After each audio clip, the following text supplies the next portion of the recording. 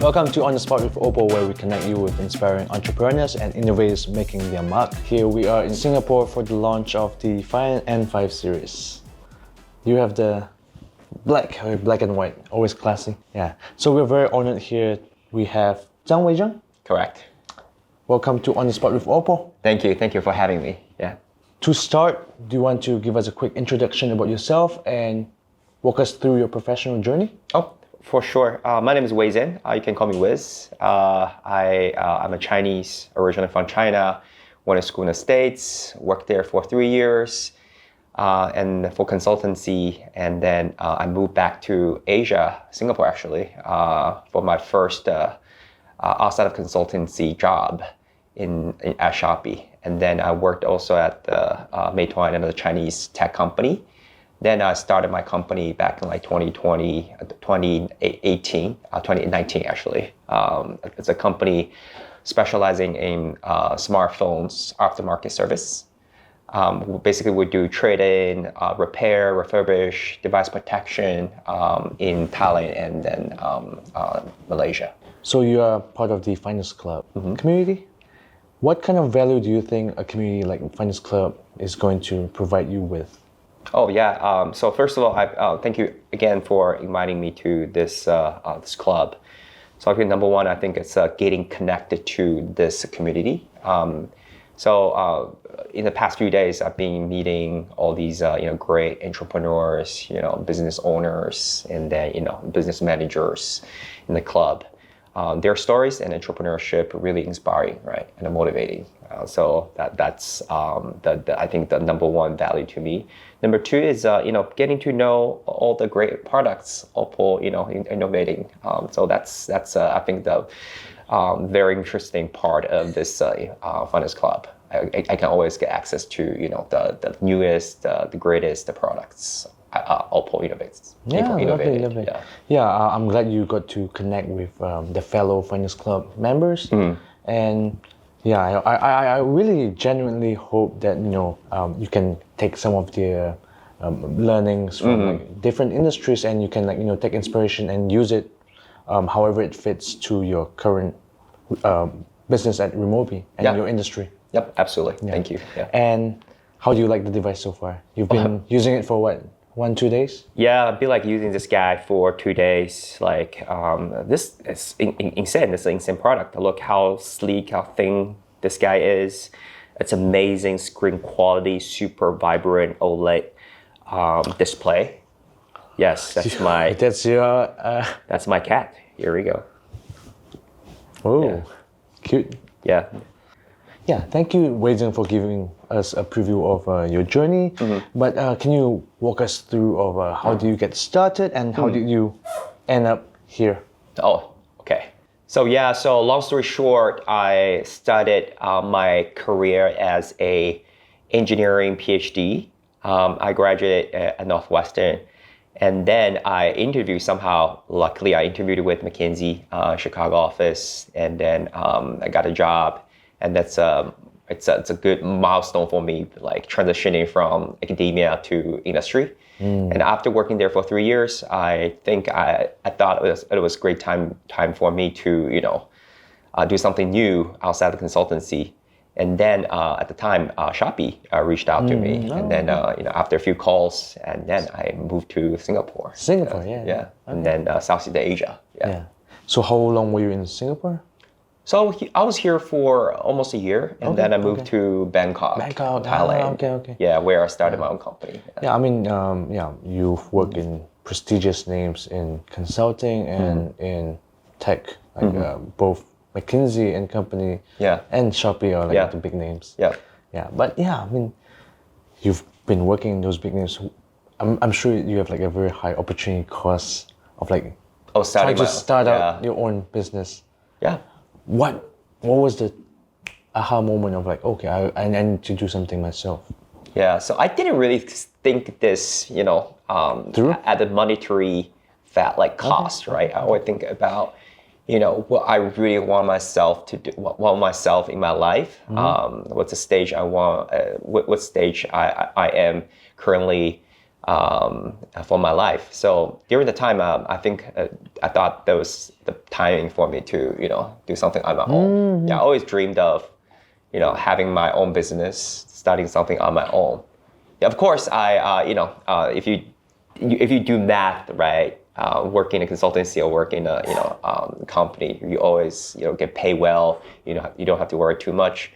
But at the end of the day, right, maybe like, at the age of 80, when I look back, if I want to do, if I'd done the right thing, right, probably, I would regret if I didn't start my company. Yeah.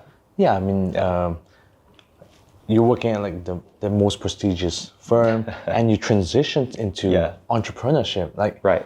Back then, were you like fearful of what if I fail and, Yeah, a little bit. Like even at this moment, right? Sometimes you feel like, oh, okay, is my company gonna die? That fear or the scare never goes away. But I think that's the beauty of running your own business, right? Then you have the uncertainty, you risk, and other side you have a higher return, and then doing something on your own with your team is very rewarding, right? As well. I think that's the beauty of it, right? You're building something on your own.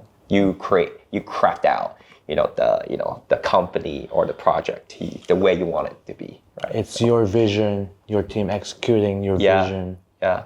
So what the worst case scenario, right? I just go back to work in a corporate. Probably that's the worst case scenario for me. But so that's how I trick myself. Try not to think too much and focus on what I can impact. Right. Yeah. What's things I can do to impact. Yeah. Gorgeous. Yep. And what inspired you to start Remobie? And what challenges did you face in building the Thailand's largest smartphone aftermarket solutions provider? Oh, so when I was at Shopee at the time, I think I spoke to a few like mobile brands. Actually, OPPO, one of them. I spoke to the sales director at Shopee Thailand at the time. And then he mentioned there was not that many, solutions available, like trading solution available for mobile brands. That got me thinking, oh, maybe I can just start something on my own in that field. Then I just did some research, right, and then I ran a pilot for 3 months, and it worked. That's why I'm like, okay, maybe I should just do it, right? And on the other side, I think. People always talk about circular economy. I think in the West, people, they create a circular economy company to solve the environment problem, right? But I think in Southeast Asia specific, or like Asia in general, we're not only solving the environmental problems, right? We're also solving the inequality problem, right?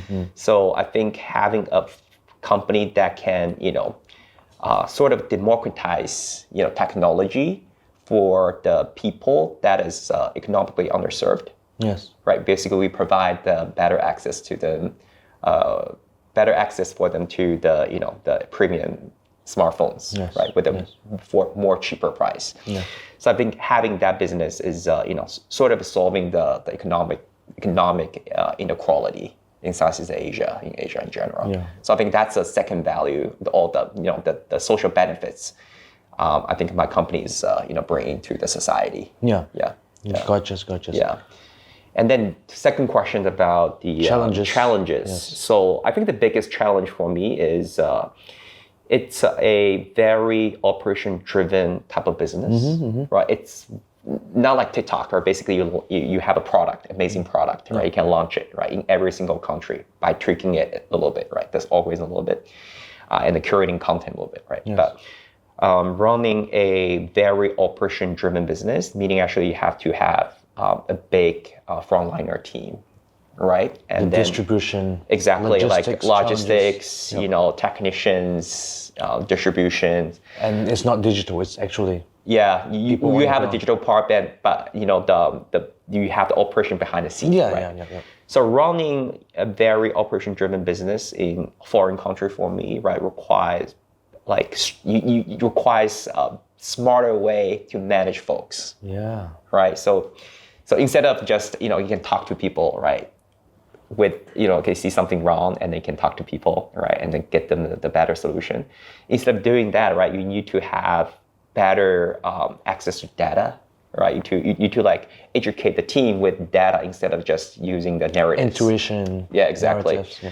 So I think that's a second part, like a cultural language part. And then, solving that, the operation heavy business in foreign culture, foreign countries is actually the biggest, challenge for me. I think I can think of. Yeah. It's very impressive that you're navigating like a new field in a new country. Yeah. And not speaking Thai, right? Well, just a little bit, but not business ready Thai. I cannot really communicate, like negotiate contract with, in Thai, right? Cannot. Yeah. So how do you manage these? Like, do you have a solution to this? So I only use data. I use data to solve the problems, basically.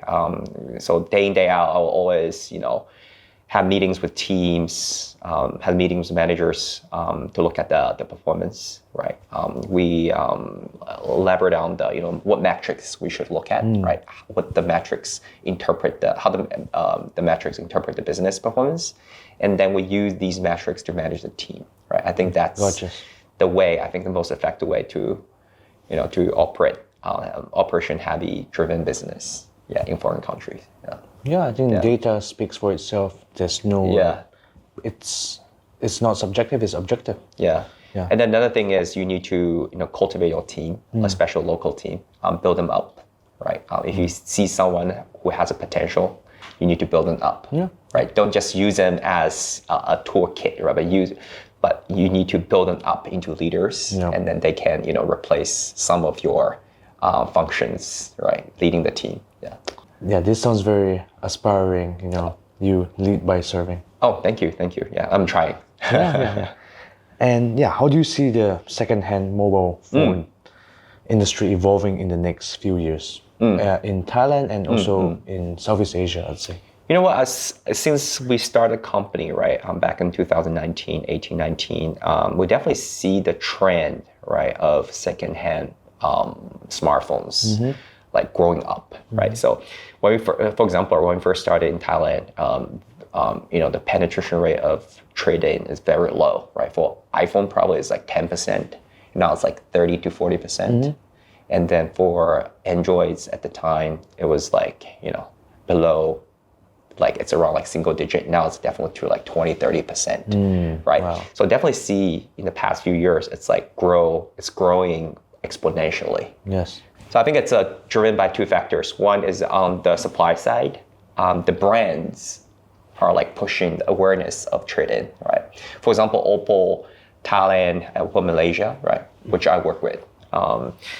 We're working with these two businesses. So you work with OPPO as well? Yeah, actually, OPPO Thailand is the first brand that endorsed my business, right? So really, I feel really appreciative of that. Right. Yeah. So on the one hand side is brands are pushing the customer awareness to trading their new phones, old phones when buying the new phones for a discount, right? That's number one. And on the demand side is, I think the younger generation, they are more welcoming secondhand devices, right? They are more used to, secondhand or, the used devices in their life. So I definitely see the uprising on the demand side as well. Gotcha. Yeah. Yeah, I mean, smartphone industry, so I would say mature in the sense of like the new devices, okay, I work in a smartphone company. I'm not that excited about, phones that are being launched nowadays. It's like, I'm getting like less and less. Maybe you really should have said that. No, it's fine because that's my personal view. Yeah. I mean, not with this device because this really changed how I feel about foldables. But foldables, I'm talking maybe like the candy bar form factor. Correct. It's like, what's new, right? What's new? Yeah. So, 2 generations back, I mean, it will be like pretty, I would say like there's some difference, there's some optimizations, but it'll be like pretty similar at like a much cheaper price because tech usually, makes like the previous generations like obsolete very quickly, right? Right. Yeah. Right. Yeah, I think that's one factor. But you know what? I think the AI is probably going to change the game soon, right? Yeah. You know, I think a lot of customers, they're like excited about, you know, introduction of all these AI features, right? And I think like maybe in a year or so, when AI is more mature, like all these use cases are more obvious, I think a lot more people will willing to change their new phones, right? The AI phones. Definitely. Yeah. Yeah. Also, yeah, with AI phones, yeah, I mean, the AI functions on a lot of the Androids and also like Apple Correct. iPhones. Yeah. Yeah, I'm excited about how, you know, consumers will be empowered by AI through smartphones. Yep. Yeah, this is something I'm looking forward to. Yeah, but yeah, we'll get to AI in a bit. But also, I want to get some insights from your industry. Like, what are some of the biggest misconceptions consumers have about secondhand devices, and how do you address them? I see. It's pretty funny, you know. Like I will say, it's a two-sided story, right? So when you're selling a secondhand device, you will feel like your product is undervalued, all right? So they always think, oh man, my phone worth 99% of its value, like the retail price, right? That's the first misconception. Yeah. And then on the other hand, when you're buying the same person buying the same phone, Why is it so expensive? Why it's so expensive? It's useful. Hey man, look, there are scratches. There are like, you know, scars on screen, right? It's not worth that much, right? So I'll call it like lemon factor, right? So it's very typical, like very classic, like economics concept, right? Basically, buy side, demand side, and then supply side that have really different conception about same product, and then the transaction will never happen, right? Because seller side, they feel like the phone worth way more, the product worth way more, and the buy side, they go, okay, worth nothing. So I think the value of our company is to bridge the misconception, right? And then we basically make the transaction of used devices easier. Right? We provide better services. We explain why the phone worth this much to the selling side, and then we also try to find the best price matched on the buying side. Okay. I think that will make the circular economy more vibrant this way. Yeah. So the way I understand, you are mainly connecting the supply side, but do you connect it with the demand side? Are you guys a platform, or do you work with other distributors like OPPO, Thailand, Malaysia? So on the one hand side is the brand and consumers, right? Through the brands, through these the trading programs. On the other side is the downstream dealers, right? These mom pops. So we actually act as a platform to connecting both sides, right? We make sure like every single device get acquired at the highest price at the time. Gotcha. Yeah. Very interesting. Yeah, thank you. Yeah. For me personally, I've never bought a second-hand device. Yeah. Working at OPPO, I don't think I would ever need to buy a second-hand device. Yeah. But yeah, interesting. But I hope good things happen in this field, and I'm excited to hear about new updates from Remobie. Oh, thank you. Yeah. And this brings me to my next question. In this second-hand market. Remobie, how does it help curb like e-waste, and what role does your business model play in reducing waste and electronic waste? Yeah, so we processed around like 300,000 devices like a year. So you can think we basically like utilize make sure the 300,000 devices not sitting in the drawer, right?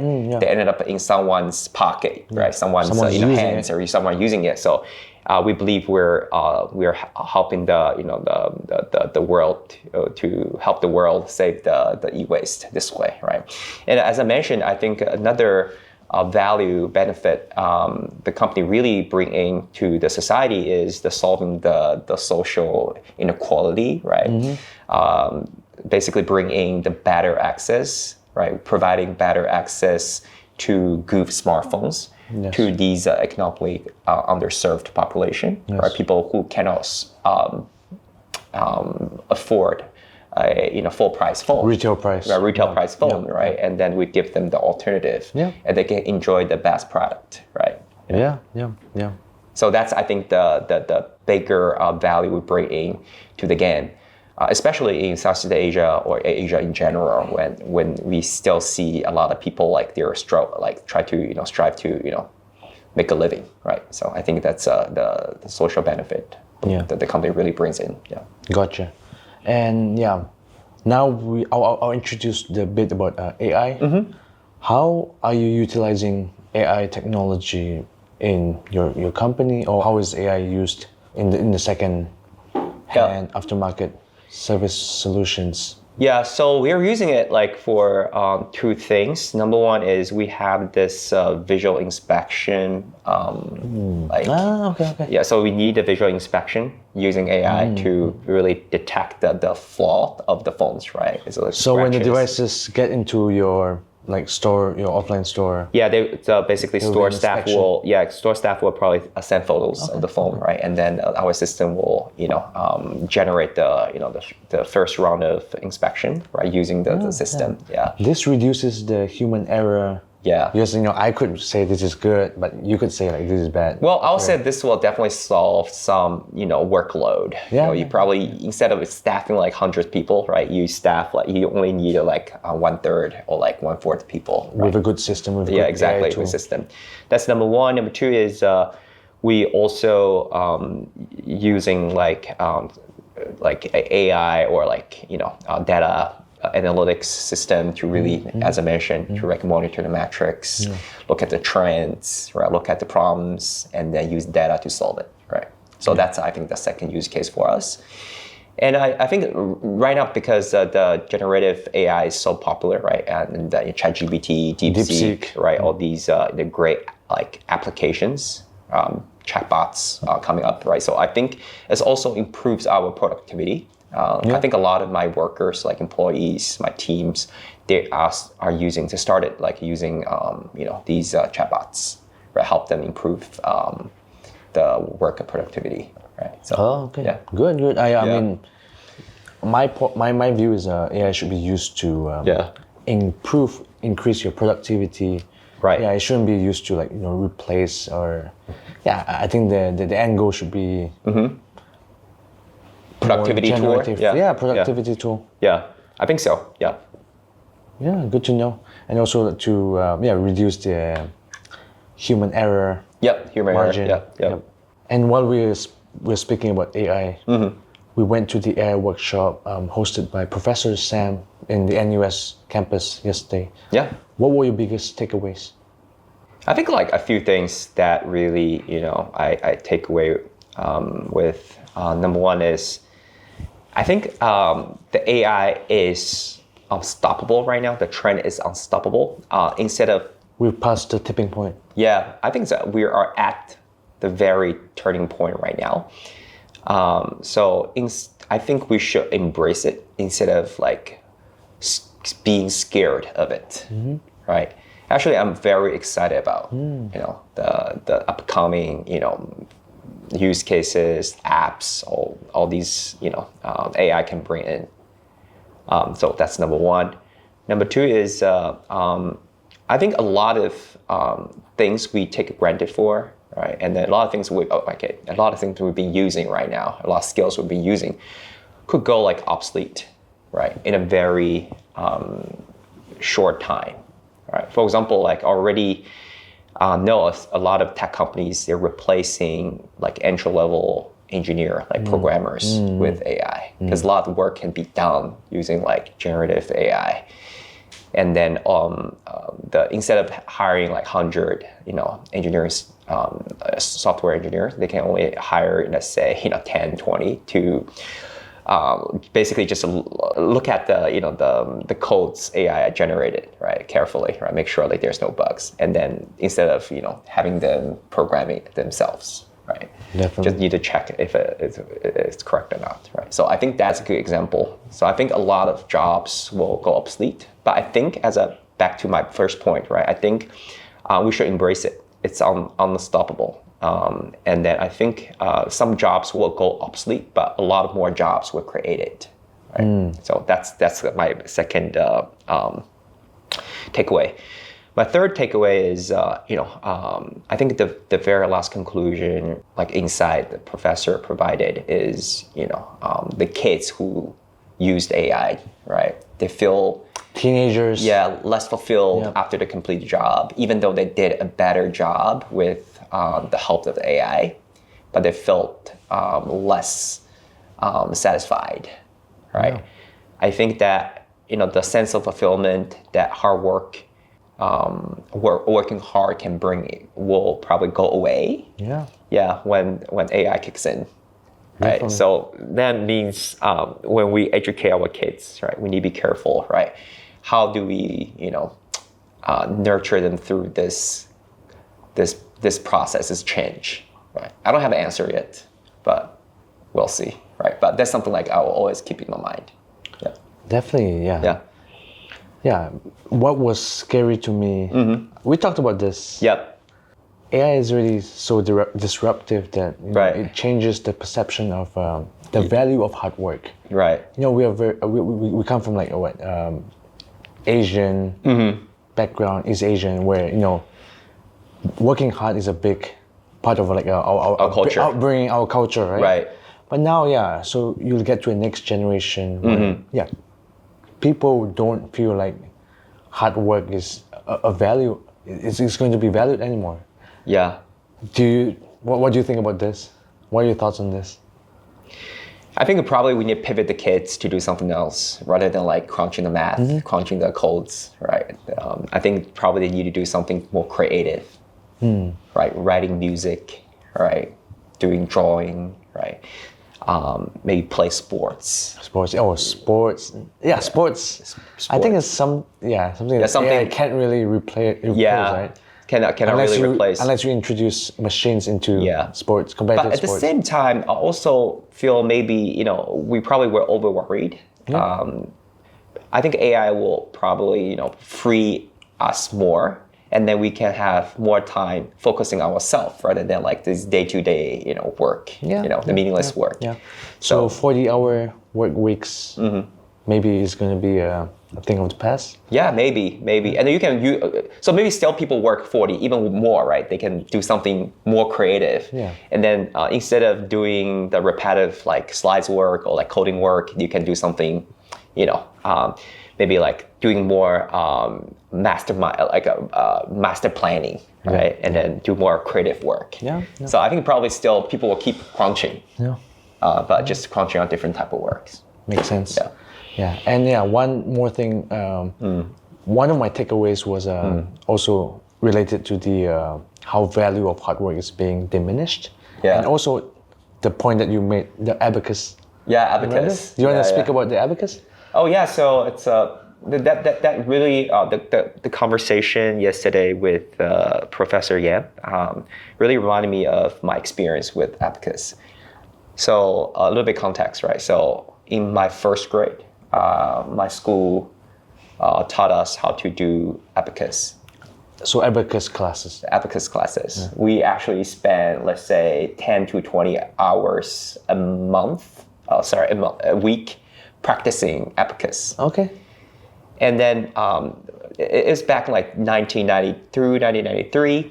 I think the industry already like have been using calculator pretty well, right? Yeah. So my mom's using calculator while I was practicing abacus.